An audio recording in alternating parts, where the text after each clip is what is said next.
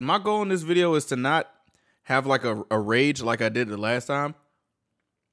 I want to be like more calm if I do have other takes as this video goes on. So this video is about growth. Have you ever wanted to watch more videos than the thousands of ones that are already on my channel? Hell yeah. How I do that? Huh? Tell me. You know, like the ones that I can't show on YouTube. I got you. I have a Patreon with 3 tiers. This is what you will get per tier. Pause if you like to read it. Honestly, I love it. We be going crazy on the Patreon, but I'm gonna let you be the judge of that. So y'all go ahead and check out the Patreon and let me know what you think. Thank you all for watching. Thank you all for supporting, and thank you for everything. Now, let's get back to the video. Oh, Sugar has returned with a nice little video. Well, a nice video. This is called BTS Paved the Way, the history. I know some of y'all are probably tired of the, the BTS Paved the Way, because we already know. But I always support Sugar, you know what I'm saying? So without further ado, let's go. The phrase BTS paved the way has been a controversial topic amongst K-pop fans. Whoop. And of course, when Namjoon expressed his agreement about this in his recent Weverse life, he ended up getting so much backlash for it. BTS paved the way. That's funny, but that's true. For sure. Why not? Despite their outrage, K-pop stans seems to be fine when any other Korean artists claim to be the one who paved the way. They actually believed second gen was the one who did it, and it's only became a problem because it's BTS member who's saying it. That's why I'm here, to finally talk about this and offer my perspective in this conversation. What is the story behind this phrase? What is the meaning of paving the way? And why do we keep saying it despite the controversies? First of all, a lot of K-pop fans still don't understand the simple definition of paving the way itself. It is not the act of being the first to do something or start something, but it's to make it easier for something to happen, or to make it easier for someone to do something. It doesn't matter whether someone else did it first or not, because the core of paving the way is the long-lasting impact. In this context, we are talking about the impact to enter and stay in the US music market as the center and the biggest music market in the world. This impact is what other K-pop idols who came to the West before BTS failed to achieve. They managed to chart on Billboard Hot 100 and 200, but it was achieved without the stability and growth. Even Psy, who were the most successful at the time, didn't manage to conquer Billboard charts in the long run. After his success with Gangnam Style, his new releases afterwards started to get lower ranking on the charts. While Psy was and is still really popular in South Korea, a lot of people in the West remembered him as Gangnam Style, the one-hit wonder. Oh my goodness. The song itself were mostly treated like a meme. And some people didn't even realize Gangnam Style was a Korean song, because they didn't care about it beyond how they want to perceive it. Bro, that song really does have like 4.8 billion. That song was insane. But my goal in this video is to not have like a rage like I did the last time. I want to be like more calm if I do have other takes as this video goes on. So this video is about growth. Even amongst K-pop stans, there were a conversation about Psy and the potential harmful after effects of Gangnam Style for K-pop as a whole. Wow. Though, we need to understand that this wasn't Psy's fault in the slightest. His song was meant to be fun, but the people in the West were extremely ignorant and xenophobic to accept something which was unfamiliar. Who the fuck is that? And some K-pop stans didn't like him because his songs perpetuate the K-pop stereotypes, even though it wasn't his intentions at all. Other second-gen K-pop groups tried to release their songs in English to appeal to US market as well, but they also didn't really see much growth. They were able to perform in small arenas in US countries, but that's as much as they could achieve.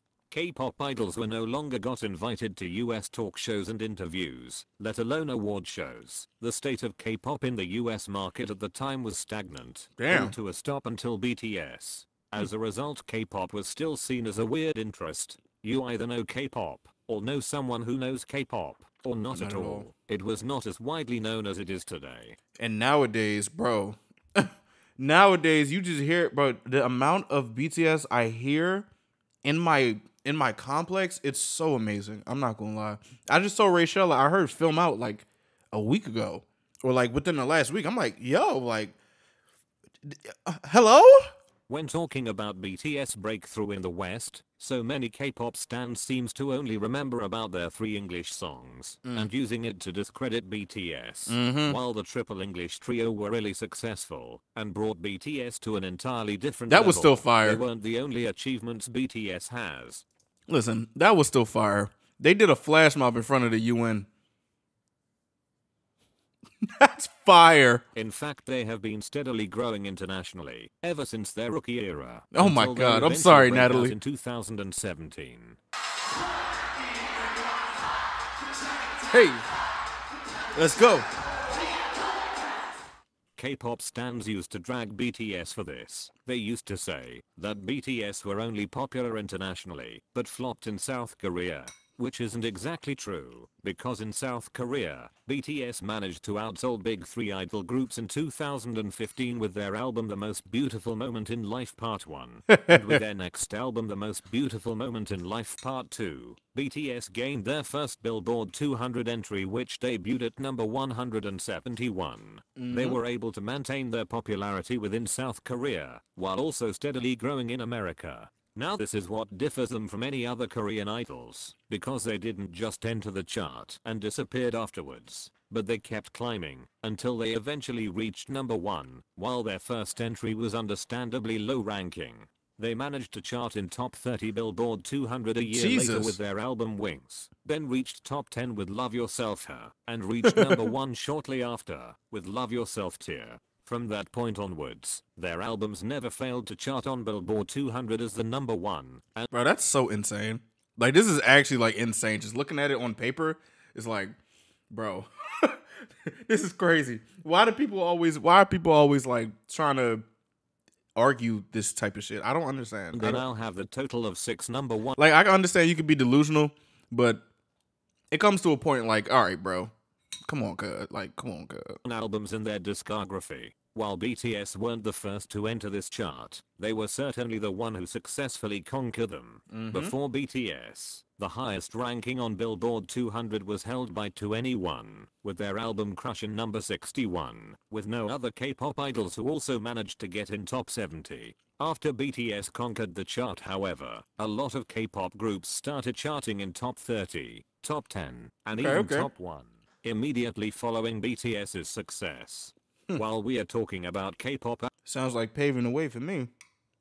But I don't know about you. Sounds like paving the way for me. albums, the reason why they got to be sold on US stores such as Target was because of ARMY's demand. We asked for US stores to stock BTS albums on their shelves, which pushed them to sell BTS albums and eventually K-pop albums in their stores, making it accessible for ARMY and K-pop fans to buy K-pop albums before any of the groups even being signed with any US distributors. Not long after that, BTS signed with their first US distributor, and with the demand for K-pop being doubled because of them, US labels also started to recruit other K-pop groups, which should be enough statement on its own. Back in 2017, BTS got nominated as Top Social Artist Award on BBMAs, which happened before BTS breakout in the West with DNA. They could achieve this because of their unique approach to their fans and audience. BTS has been very active on social media ever since their pre-debut era. They were using social media as a tool to reach wider audience because they didn't have the connection and the budgets. You know, I'm still shook on like that video that I think it was Boris City, where they were like trends that BTS created, like part 1 and 2. I'm still shook on some of them Jones. To do the conventional idol promotions just like what big 3 groups were doing. After BTS win the award, however, a lot of K-pop groups started to make a Twitter account in order to be nominated just like BTS. And sure, after other K-pop groups also started to get nominated as Top Social Artist in the following year, even though BTS remained as the winner until eventually Billboard got I hope she feels and better. erased the category altogether. When BTS got invited to BBMAs, they also got invited to a lot of US TV shows. Bam. While BTS weren't the first one to do so, the impact from their appearance was huge, because not long after BTS, other K-pop groups were also got to be invited to these talk shows, making it a norm for K-pop groups to appear in US media and televisions. After BBM, Bro, Hobie, what the fuck? Yo. televisions. After BBMA's other award shows also started to invite BTS, this time not only as attendees, but also as performers. At the time a lot K-pop fans couldn't even believe that a K-pop group would ever get invited to US award shows to perform on stage, which was contradictory to their beliefs of second gen being the one who paved the way. If they really believed that, why were K-pop fans fighting tooth and nails to prove that no K-pop group would ever get accepted in the West, to the point that they were so negative about it? Why was it so unbelievable for K-pop groups to be given the opportunity to have a comeback stage in US TV shows? Clearly K-pop stans themselves didn't truly believe that second gen paved the way. They were just saying it to dispute ARMY's claim about BTS being the one doing it. They also said the same thing when Love Yourself Tear got nominated for Best Album Package in 2018, saying that BTS would never get nominated for their musical achievements at the Grammys. This is exactly like I said. These haters be like saying shit into existence. So at this point, I'm just be like, bro, just let them keep talking. Just let them keep talking, man. And making fun of the nominated album cover as well. They were so terribly negative about everything, and based on these behavior it was evident how little they truly believed about the impact Karma that is an second army. generation had. If anything, second generation made them believe that K-pop will forever stay in a box and will never be mainstream or even deserve to be mainstream. After BTS started getting nominations on award shows and started performing on stage, other K-pop groups and their fans suddenly wanted to get the same thing BTS had. Thanks to BTS, US I think I recognize that Twitter account that was blurred in the top right. market started to warm up to K-pop and started to invite more K-pop groups on their shows. They even made a K-pop category award for them. How generous. But no, don't be too happy about this. On surface level, K-pop category seems like a golden opportunity for K-pop groups to be able to compete in US award shows, but deeply the intention of this wasn't as good as it seems. K-pop category exists to limit BTS, and at the same time, to supposedly satisfy the fans about being nominated in US award shows. Even though they were qualified to compete with their Western peers in the main nominations, the music industry would not allow it to happen, because BTS was such a big threat to them, and their Western artists. That's why they made K-pop category in the first place. While we can be happy. Alright, I know. I'm sorry. Welcome, One Young's Fart. Welcome. About K-pop getting more attention in America, we also need Welcome to to be see you able back. to recognize how harmful most of the things the US industry did to both BTS and other K-pop groups were. Thanks to BTS though, K-pop could be as big as it is today. Some K-pop groups were even able to win an awards in US award shows, which were a big indication of BTS paving the way for them. Now let's go back to BTS' first breakthrough in the West, which was started by the release of DNA in 2017. They didn't only manage to enter top 10 Billboard 200 with Love Yourself Her, but DNA was also their first song to ever enter Billboard Hot 100 at number 67. It was the first introduction of BTS to Billboard Hot 100. They also steadily climbed on this chart with each of their releases. A few months after DNA, Mic Drop charted at top 30. In 2018, Fake Love charted at top 10, and in 2020, On charted at top 5. Their ever-persistent growth to push the boundaries finally came to its fruition in 2020 with their song Dynamite. It became their first song to chart as the top #1 song on Billboard Hot 100, which was followed by Life Goes On, Savage Love, Butter, Permission to Dance, My Universe, and Bad Decision. They survived through the numerous changes from Billboard, which were more or less intended to limit the reach of an artist like BTS, who became successful because of their organic growth, not because of payola. This should be in like the history books. This is a very seamless and satisfying history. Not gonna lie. Butter in particular stayed as #1 for 10 long weeks. The song made its presence really visible and loud for the general public and the music industry itself.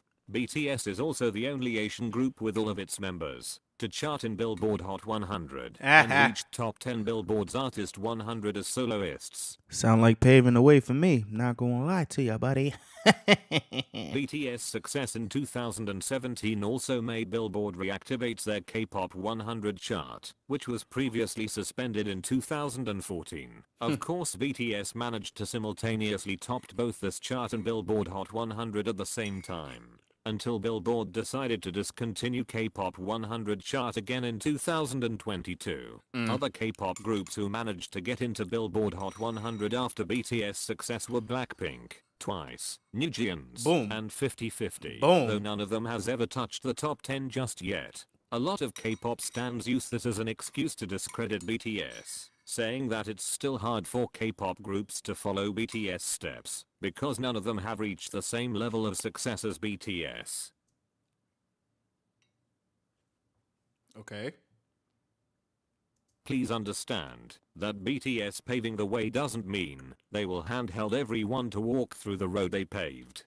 K-pop idols still need to walk on their own feet and do what it is needed for them to reach their goals. The road being paved by BTS doesn't mean an automatic success for those who follow them. If a group managed to win or achieve something in the West, it's because they did their best to achieve them. Though it's not devoid of BTS influence, because BTS made it possible for them to have those opportunities in the first place. We can both recognize the artists for their hard work, while also not erasing BTS impact. Nowadays a lot of K-pop groups have started to aim for Billboard charts and even Grammys, which is not very proportional, if they didn't also aim for music show awards and D-Sangs first, but that's a conversation for another day. Other than that, K-pop groups has also started having stadium tours in Western countries after BTS started this in 2019. It has become a new normal for K-pop groups to do, but this also didn't come with a guaranteed success, because some of the K-pop festival held in America were not as successful as it was aiming for. BTS made it look so easy to do a lot of things when in reality it was far from that, which made a lot of K-pop groups, especially the entertainment company, to overestimate the reach of K-pop by itself in the West. Ironically, the same fans who claimed that BTS made it harder for K-pop groups to be successful were also the first one to celebrate unfair rules to be implemented, even if it will also affect negatively for their favorite groups. Their priority is skewed, because they desperately want BTS to fail more than they want their favorite groups to succeed. Which is fucking stupid any damn way. Like, it's like misplaced energy. It's so weird. The mindset of K-pop fans truly didn't make any sense to me. They believed second generation paved the way, but K-pop groups getting recognition in the West was impossible to them. And when BTS got recognized in the West, it means they're westernized and wanting Western validations. Yet they also want their favorite groups or literally anyone other than BTS to get recognized in the West and claim that they paved their own way. But no, they are not westernized and wanting Western validations while doing so, because it's their favorite groups and they are not BTS. But when we are talking about the achievements those groups still couldn't achieve, it means that BTS didn't really pave the way. So which one is it? It's all full of contradictions. So why were they thinking that way? The reason is simple, which most of us already know. It's because of their jealousy. It's the fact that BTS being the one who made it, that made their minds started doing cartwheels and fighting for their life to dispute any statements ARMYs made. That's so crazy though. Like, imagine like being proud of saying anybody but them. Like, that's so crazy.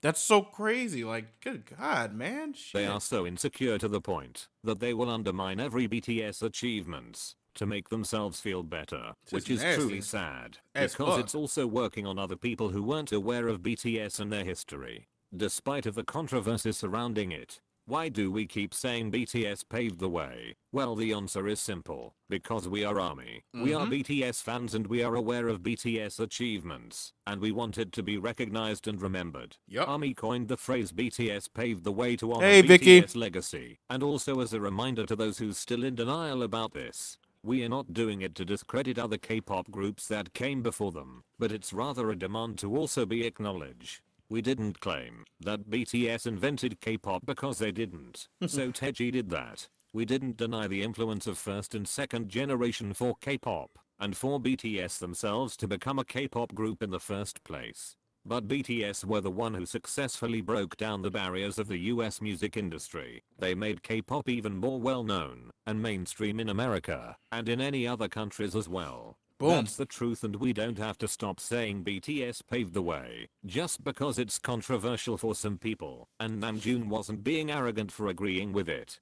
In fact, BTS has always been too polite and modest for the amount of the achievements they got. Shit. You know, my percent is like 5. It's like the edge of the trophy. So just piece a little part of this whole journey. Other than Namjoon, a lot of K-pop idols also acknowledge BTS for paving the way. Tell that to people who suddenly got a pen.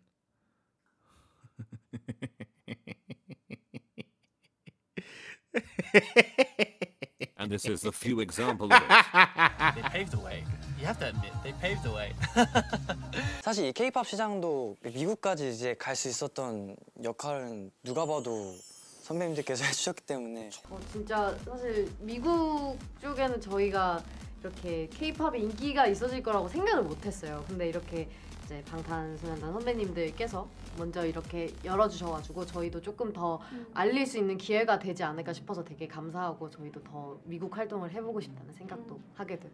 BTS did pave the way. That's the fact that a lot of people doesn't like to admit, and them denying it doesn't make it any less true. And BTS has recently renewed their contract again for the second time. So the K-pop community would not get rid of us anytime soon. This is one more reason to support them even harder, especially in this solo era. So don't forget to stream and vote for each one of them. That's it for today's video. You said bringing other people down with songs you didn't even write because you're scared of writing. Hey man, listen. Like I said before, I'm not about to go on no rant or anything because there's no reason to really do that. Because at this point, it's just like, all right. It's like, all right, y'all finna be mad. If that's what y'all want to do, okay. But just know, niggas are going to say BTS paved the way every time y'all say that. So I don't really know what the goal of like discrediting them is going to do or what is the point. You know, like, you said, I feel like if other idols are acknowledging it, then maybe people can just shush and enjoy the music. Yeah, you would think, you think that would be that easy, right? Yeah. Huh. Exactly. You can't argue with delusionals. I realize that too. You can't argue with stupid people. So I'm not arguing no more. I'm gonna be honest. I ain't arguing with nobody. Just look at the scoreboard. Scoreboard.